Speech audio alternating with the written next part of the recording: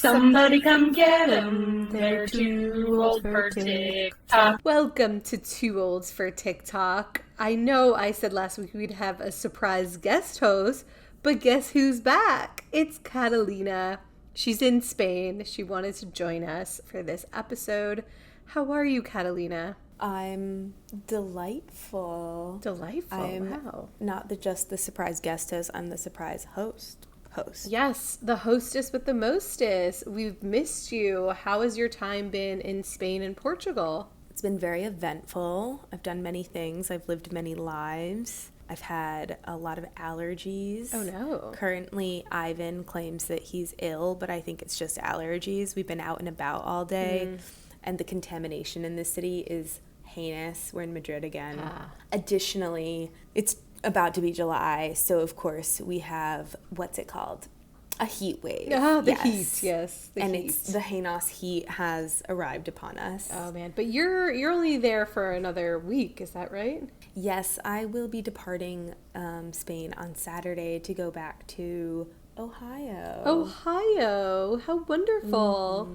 So wonderful. Well, I think we should dive right into TikTok. I know, Catalina, you're similar to me. When you're on a trip, you're not as into TikTok because you don't have as much screen time. So I told you I would be your TikTok Sherpa today. I have been on TikTok a lot this past week, so there's so much to talk about. Yeah, I mean, frankly, I have to say I have not been on TikTok probably in a month. Oh, but you've watched some of the videos our chat has sent, I assume. No. Oh, actually, she hasn't. Wow. Well, the last time that I tuned into the podcast, I was getting dragged. True. Dragged, slandered, slayed. Because for this very libeled, reason. Whatever. Well, it's okay. I have watched some. I knew that this was coming up, so I sat down and watched a few videos yesterday. Great. But frankly, I was traveling last week. When I was alone, like when I was teaching and Ivan hadn't gotten here yet, I did watch some TikToks at night, but then I really fell off in early June. That's okay. Maybe 20 days I've been off of TikTok. Well, I think it's good to have a cleanse. Ivan has been sending videos to the chat, so he's been on TikTok. Well, I almost wanted to check my screen time, but yeah, jump in. Tell me what I've been missing. Yeah, well, you mentioned you'll be back in Ohio, which I'll be very happy about because you'll be watching plenty of TikToks in Ohio. But let's jump in because this has to do with Ohio. It's the Creuset unboxing videos. Now, Ashley, a friend of the pod, sent this, and it is a girl opening a mystery box of Le Creuset and very excited people commenting on it. The video is by M. Lescal. Okay, here we go. Here we go. Feel stressed? Is that oyster? Ooh! Oh my god. Banana bread. Perfect. What do we got? Ooh, saucepan? Saucepan, I'm thinking. Me think. Come on. What are you? What are you? Oh, butter dish. Oh, cute. Love. Okay, Ely. Oh, the UK butter dish, dear. That fits a Kerrygold. I'm in love. Well. Okay. Who knew? Stunning. She is beautiful. Oh. Thank you, Queen. Nice. Cobbler. Gratin. Gratin. Pasta. There she is. I can't believe you got oyster. That is an insane poll.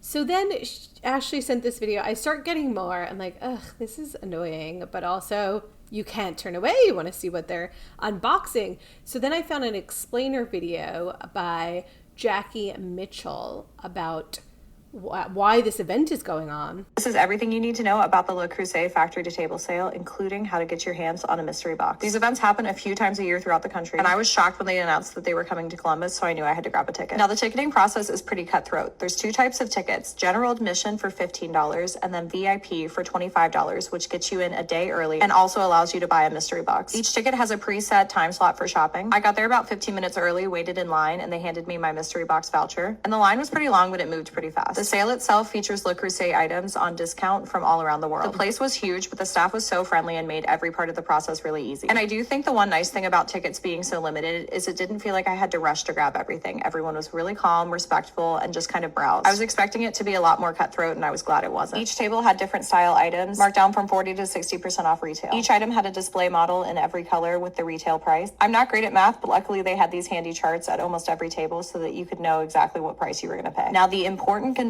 that everybody knows going in is that you have to spend at least $150 at the sale in order to qualify for a mystery box purchase. Like it or not, those are the rules, and I think they're in place to make sure that people don't just run, grab the mystery box, and leave. It didn't really say why the event was going on. Well, I assume it's just like a sort of like a sample sale. Like it's like their extra inventory they're getting rid of. But it explains like the event, and you wait in line, and you could buy marked down whatever Le Creuset. Le Creuset. Yes, all of the things, and then these mystery boxes are the real showstopper. I'm also curious because I know that the Le Creuset outlet has different merchandise than like main Le Creuset. And I'm wondering if they're selling main Le Creuset items or Le Creuset outlet items. It's a great question. Additionally, I saw on Instagram this week, I was looking at this podcast that I like, and they were doing a recap of these like AI generated videos that I think are promoting these Le Creuset sales. Why are they AI generated? Because they're like a famous video of like Charlie XCX or Selena Gomez or Taylor Swift. And then it's like, I have too much Le Creuset that I need to get rid of. That's weird. It's I haven't very seen weird. any of that. Bizarre. This is my favorite video, though. It's a funny one by That's So Andrew. Can someone tell me why all these Le Creuset unboxing videos are on my FYP? Yo, I don't care. I don't care if is that the sea salt? Is that the sea salt brazier? I'm gonna open that faster, bitch. Let me see. Because that pretty much explains me. It's like, stop with these videos, but also I can't look away. All right, moving on. The Jimmy Awards were last week. The Jimmy Awards are a musical theater high school competition, and they perform at a theater in New York City, and then there's a winner. A man and a woman win the awards. But the medleys that they do, that they perform together, are incredible. I spent maybe all of last week watching every single video. Their social media team is amazing. I did not know about these awards. I'm glad I didn't know about them.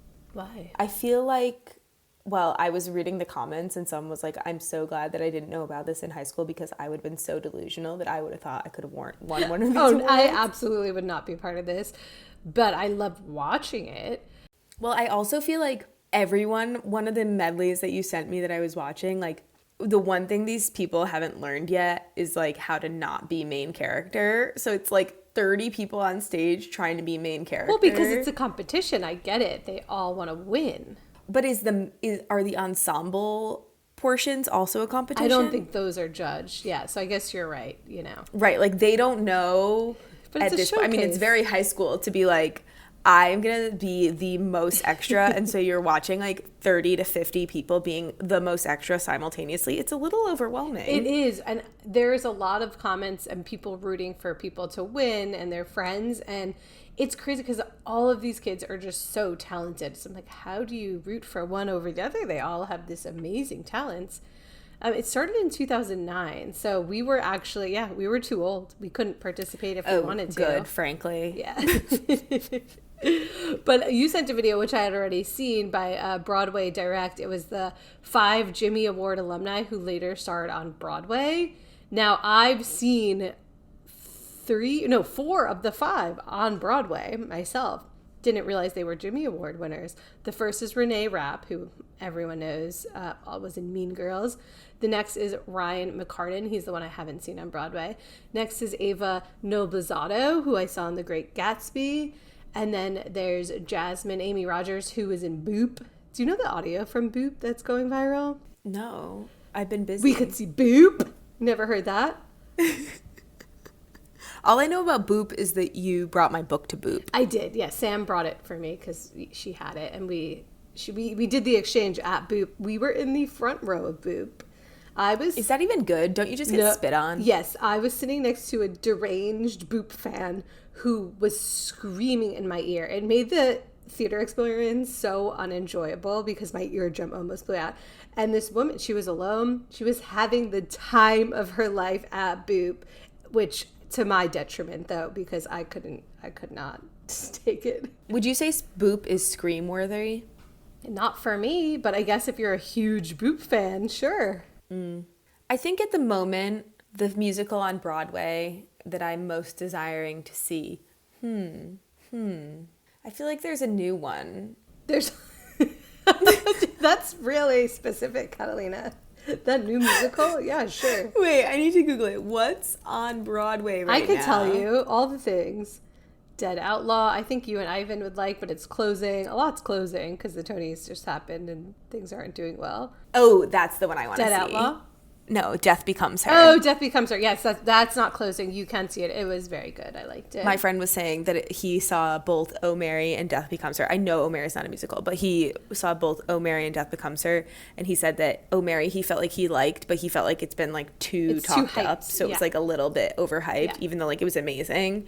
And he was like, Death Becomes Her was just like so good. It was like good. So unexpectedly good. Yeah. So you should see it next time you're in New York. Maybe I will.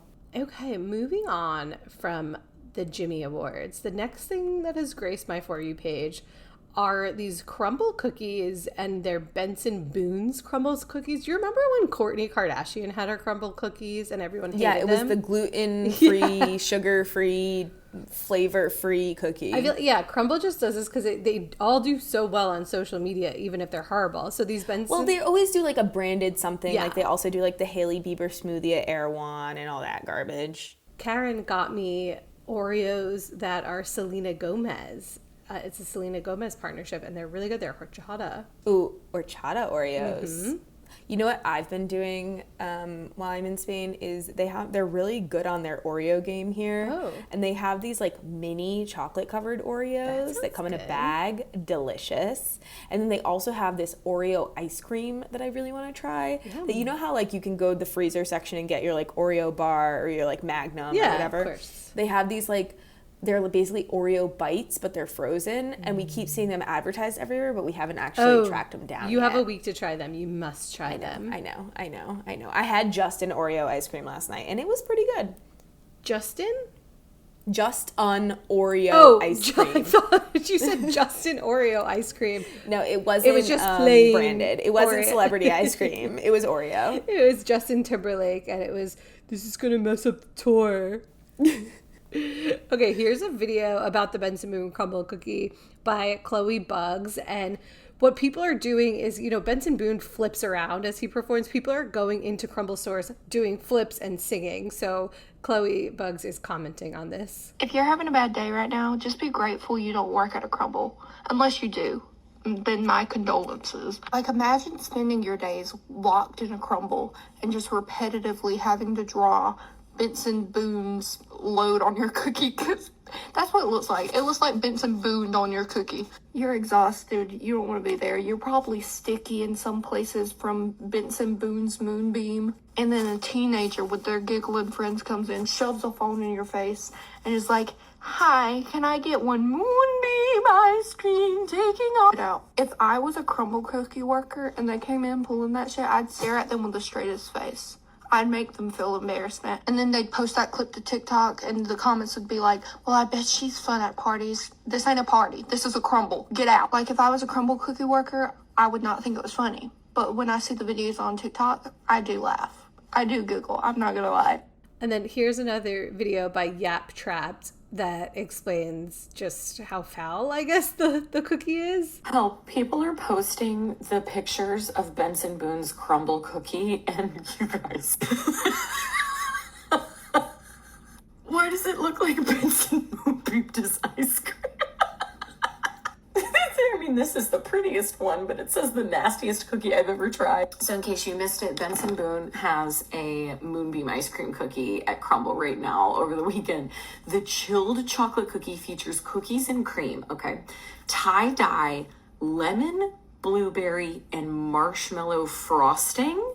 That just it doesn't sound like a good combination to me. People staffers say the cookie is a fudgy, citrus infused marshmallow delight that disappeared fast because they threw it away. But the fact that this is how people are serving them. Like, can you imagine having to work at Crumble right now and you're like, oh, and like you have to make these cookies all day, and then this is like how much pride you have in that? You're just like, whatever.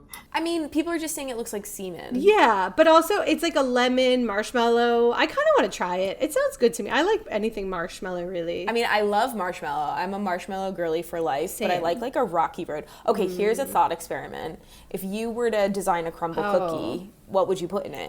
I think it would be marshmallow, not lemon though. I think mine would be like something kind of rocky road, but I also love raspberry with my chocolate. Raspberry too. So maybe also like a raspberry coulant. Mine would be something with sprinkles too, like a rainbow sprinkle, maybe a birthday cake, marshmallow type thing. Oh, yeah, I think yours would rainbow be cookie. No, Dina, yours would be Peeps. Oh, Peeps flavored, yeah. But I do love a rainbow cookie. It would be a mishmash of things. Ooh, a rainbow cookie, but like giant. Yeah. With marshmallow. Yeah, sure. The United States is so lovely. What a place. What a place to have been from. Ugh, we really don't choose our lives, do we? Well, moving out of the United States, this is a good transition because this lady has been all over my For You page. This woman, her name is Michelle Wood 165. She went to Guadalajara to get a facelift. And now I didn't see her at first. I saw all these videos commenting on this lady who went to Guadalajara to get a facelift. They were really funny. And then she finally, graces me on my For You page. So here's her explaining what she's getting done and why she's getting it done. Good morning. My name's Michelle. I am documenting my journey here in Guadalajara. I am down here to look more refreshed and feel more refreshed. I am 50 years old, almost 51. I've decided to get a full facelift, forehead lift, upper bluff, lower bluff, and lip lift, as well as a mini chin implant to help my profile. The forehead lift is really to address my uneven brows. You can see that. And then also because I've got, a landing strip on my forehead where hair should be way back here. The transition is incredible. She looks like she's in her 20s. It's insane. She's answering a lot of Q&As from her comments. And one of my favorites was someone says, like, how did you get back to the United States? Because you look so different. And she needed a doctor's note to get back. Because they didn't really stop her, but she said, like, if anyone else does this, like, make sure your doctor gives you a note because you don't match your ID anymore. It's crazy. Okay, fun fact, when we were in Portugal, we were waiting at the airport for our friend to arrive from Berlin, or as he says, Berlin, and there was a man sitting behind us, and he was coming off of having a hair transplant. Oh, like the Turkish hair transplants? Do you think he was stopping over from Turkey? Apparently you can also do it in Greece. Oh, okay. But Makes what sense. was weird was we were outside of security. So I was a little concerned, not concerned, but confused about what was going on. Like, clearly he had like an airline pillow. He had been on a flight. Maybe he was like waiting for someone to pick him up. But we were on like the other side of security. So he had fully left the airport. Or not, but like had left. Yeah. And there's no reason to leave if you're doing an airline stopover. Right. It was really gnarly looking. That's what I gotta say. There are all those videos I see of the flights from Turkey where it's like 20 men with just scabbed heads. It's insane. Ugh, no. Yeah, I think a lot of people are comparing this now. Kris Kardashian had the... Kris Jenner. Oh, yes. Kris Jenner. Whatever. Yes, you're right. Let's not respect them. Well, Fuck yeah, them. she had the facelift that everyone was talking about, and now it's kind of like in 20, 30 years, we're not going to know how old people are, which is really off-putting. Like, I want to know your age. Gonna drop dead. Speaking of drop dead. Oh, God. Yesterday, we were on the train, and someone had an epileptic seizure in front of us. Oh, my God. What'd you do? Ivan, ran... Ivan was like closer to the person. She like fell down and was like seizing, and Ivan like rushed over and like kept her head from hitting the ground. That's so good. And then like another man rushed over and like kind of picked her up, because I guess, here's a word to the wise, if someone's having an epileptic seizure, you have to put them on their side and make sure they can't like hit their head so that their airway is open. And you can also kind of like, what this guy did was kind of like lifted her up. Yeah. And then she came out of it super fast. It was really wild. Wow. Good. I mean, thank God for Ivan and this man. Yeah. That's very scary. But she looked her age. Great. Well, I don't think it's a bad thing. So I'm going to look my age. I've decided I'm too lazy to get anything done ever. So I'm just going to age. It's very uncanny valley. Yeah. You know what we haven't talked about, which I know you don't want to talk about? The Bezos wedding. But it's all over TikTok. These people don't need more of a platform. They don't need more of a platform, and they don't need to be humanized. But I do love this video by Georgie JXMs. The one good thing about the Lauren Sanchez-Jeff Bezos wedding is that it has single-handedly ended this tiresome, quiet luxury trend. Everything about this union and the wedding that it has spawned is tacky and ghetto, and thank goodness for that. It started out ghetto from the beginning. Cheating on your second baby daddy with his much richer friend, ghetto. Then your brother selling the text evidence to the National Enquirer for just $200,000, ghetto. Wearing a bra to the inauguration of the president of the free world, ghetto. Postponing the wedding last minute because the money was funny, ghetto. This wedding invitation, ghetto. Khloe Kardashian attending your wedding event in a leopard print catsuit, ghetto. Kim Kardashian attending your wedding event in a polyester crop top and a polyester skirt with a visible label on it, ghetto. Having Dolce & Gabbana as your wedding dress designer, ghetto. Tom Brady literally hiding his face is just so funny. Even Oprah looks like, oh, maybe this wasn't the best PR move. Her bestie Gayle King, however, she's literally rent-a-friend for billionaire. If a billionaire threw a birthday party for her cat, bet your bottom dollar that Gayle would be in attendance. But guys, where is my homeboy Derek Blasberg? Hopefully no unfortunate accidents this time around. But in all seriousness, Lauren did her big one with this one because there's literally no reason for Jeff to get married. They have no kids together. He's been married before and had to pay out billions of dollars in the divorce. So the fact that he's running into this again is a testament to Lauren's charisma. A quiet luxury girl could never have pulled this off, never in a million years. To pull this off, ghetto fabulousness is necessary, and you can't tell me otherwise. This is a developing story, and I cannot wait to see this wedding dress. I just think it's so clear that like the entire thing is PR, and that like the way everything about this wedding is like public image positioning, but I don't think they're doing a good job at making themselves, except you do see in the comments people being like, just let the woman have her day. Like, shut the fuck up. Yeah. Shut the fuck up. What kind of like, who are you? I like seeing all the takes, like, yes, quiet luxury, so gone. I mean, everything's super tacky. The carpet, like, I see so many videos about how they use this ugly carpet. There's just so many things to comment on that are heinous about the wedding. So the fact that it is heinous makes it better because we don't like these people. So yeah, I mean, also, like, they invited Donald Trump to their wedding. It's just all disgusting. And then it makes you, like, it's just so clear. I think it's funny when we, like, go visit, we talk about these eras of I mean, not like there aren't modern day monarchies, but like we talk about the French Revolution, before the French Revolution, when you had like such class differences and you had like the peasants versus the people living in their like crazy billionaire palaces with the gardens and the income inequality. And it's like, we're literally seeing that live on TV and people are like cheering them on. They're like, wow, pop off, girl. No, I did like the protests. The protests were fun to see in Venice because they just took over all of Venice because they have money. Crazy. But also just seeing the like other celebrities, even people who I think like in the public eye, like Oprah, where they're like, Oprah's like infallible. It's like they're Oprah's planning on going to a wedding that they're all the fucking same. The problem is they're all the fucking well, same. I love Leo DiCaprio put his hat real far down so all the pictures you can't see your face, but everyone's like, we know it's you, Leo. And he's all about the environment. It's like these values don't align at all. Like, don't support this man. They're all such hypocrites. Exactly. Well, let's move on. Someone who was not at the Jeff Bezos wedding was Beyonce, because she had a performance in Houston, and obviously literally every other video of mine is still Beyonce, but she had a car malfunction. Did you see these, Catalina? I saw that she was like paused on her car. Yeah, because it started dangling on the side and she said, stop, stop, stop. And then they had to bring her down. They stopped the show. It was so scary. I'm glad she's okay. And I'm glad also the concert goers below are okay. But the show must go on. And she handled it like a pro. She really did. But the show, it must go on. Would you say of the two Beyonce shows you saw, which was your favorite? Well, if you listened to the pod last week... Didn't. Clearly.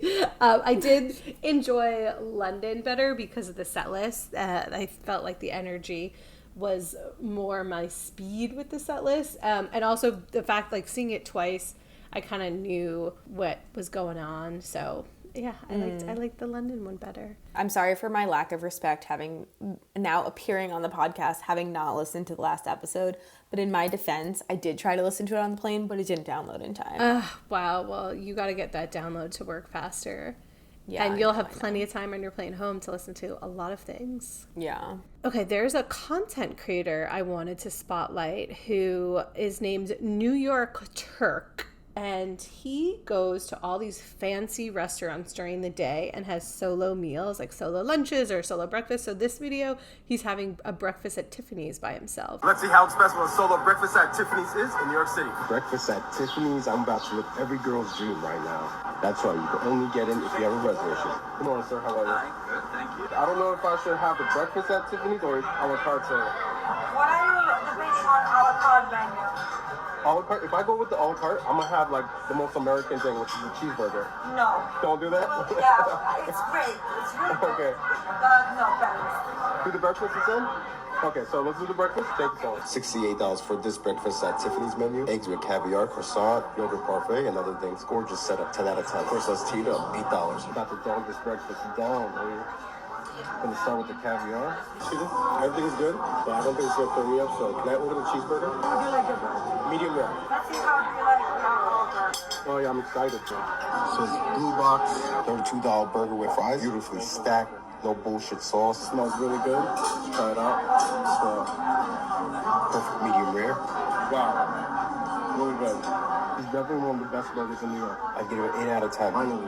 Total with it, $156. So I like that he shows all the food he eats, he rates it, he then shows you the bill. They're all like, he went to Cipriani. Oh my God, I forgot another fancy restaurant he went to. I saw, but they're all like over $100. He orders so much food, he eats it all, which I love. And I just, it's a great idea. Why is it a great idea? Because I want to be a lady who lunches like that. So it's aspirational for me. But he's not a lady who lunches, but like, looks so fun. I was a little shooketh by the price tag of that breakfast at Tiffany's. Yeah. What breakfast is worth that much money? That's what I gotta know. I don't know, but like, it looks like fun if you have the money. I think that I was thinking about this today in the grocery store. I was looking at the price of eggs here, and I was like, it's going to hurt me so bad going back to the U.S. What were the price? Like, Tell with us. the prices. What was the price of the eggs? Like $2. €2 for 12 eggs? I think the most expensive ones were $4, and there were more than, Oh, wow. And you're going to go back to Ohio, you're going to pay $6? Damn. $6? As if. They're going to be $9. Oh. I don't buy the styrofoam container. Well, maybe you should start. Well, I'm trying not to poison myself. Well, my whole brain is microplastic, so I really don't give a shit. That's true. I do know that. Yeah. I was just thinking about that, but that's like with the breakfast being that expensive, because now I'm like, how do you even spend that much money on breakfast? But like in the US, it's really possible and easy to do that. Like I said, if you watch his other videos of these fancy restaurants he goes to, he spends over $100 just for himself on a meal, and he doesn't even get alcohol. It's just food, but he does order a lot of food. Yes, well, Ivan and I went while we were in Galicia to a Michelin star restaurant that the chef describes it as his objective is to have it be like the ocean is in your mouth. And I gotta say, it's like a little bit too much, the ocean in your mouth. And didn't Ivan take that a little too far because he swallowed a shell? He swallowed a shell. Which was, he was coming on to our group chat. Thankfully, he's alive and well, but it sounded like a really horrible experience for you guys. Yeah, it was a self-inflicted horrible experience. I thought he was joking, and then he started hacking in the elevator, and I was like, what? And then a shell came flying out. That's really disturbing. And I was like, we are too old for this. That reminds me of when my brother in a store had a pumpkin that was a candy corn, so it wasn't like the tooth-looking like one, it was a pumpkin. And he swallowed it whole accidentally. And he actually did vomit it up. And you saw the whole pumpkin in the vomit after he was choking. Well, that was the crazy part. He didn't vomit. It was just the shell came flying out. He must have a good gag reflex, that Ivan. Truly disgusting. Okay, now, Ben, this is the last thing we'll talk about. Ben wanted me to talk about because it's all over he's not on TikTok, but he saw that it was a TikTok video originally. And there is a guy who gets a pizza thrown at him, but he looks like Dave Portnoy from Barstool, who does all the pizza reviews. So people thought it was Dave getting the pizza thrown at him, but it isn't. It was just some random dude who like started a fight with the pizza worker, and then the pizza just throws, and then the worker throws pizza at him. So that's viral. I'm sure you'll see it eventually, Catalina. Once you get back online, you're gonna see it. Yeah. When I reconnect from my disconnect. Exactly. Well, I'll work on it. Great. Catalina, it's been a delight to have you back. Really has Yeah, been. I'm sorry not to have contributed more, but what can I say? I'm a lady who lunches. You're actually not, which is why you're just too busy. But I can't wait. Well, I had my fish meal. Doesn't that count? Your Michelin star ocean meal? Yeah. I always thought uni tasted like the ocean in my mouth. And I've had some good uni and some bad uni. Here's the thing. I feel like I like fish, and this really pushed the limit of the flavors that I permit in my body from the ocean. Okay. Well, I'm a Pisces, so I am like a fish, so I'd probably like everything. You would not have. I can assure you right now that you would not have liked it. Okay. It was like the way that the ocean smells, but like seaweed, like a little bit low tide, but like in your mouth. No, it doesn't sound appealing. There were a couple things that were really good, and then there were many things that were really not good. Well, that's unfortunate. Well, we'll leave it at that. We'll be back next week. Can't wait for you to get back on track with the talks. And thanks, everyone, for listening. Bye. Bye.